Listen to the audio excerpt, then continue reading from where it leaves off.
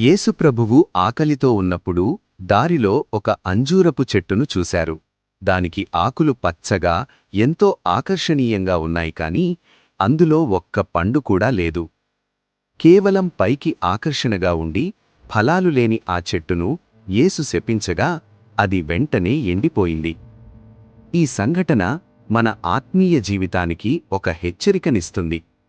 కేవలం ఆకులలాంటి ఆచారాలు, పైకి కనిపించే భక్తి మాత్రమే ఉండి దేవునికి ఇష్టమైన ప్రేమ, దయ, క్షమాగుణం అనే ఫలాలు మనలో లేకపోతే ఏ ప్రయోజనం లేదు.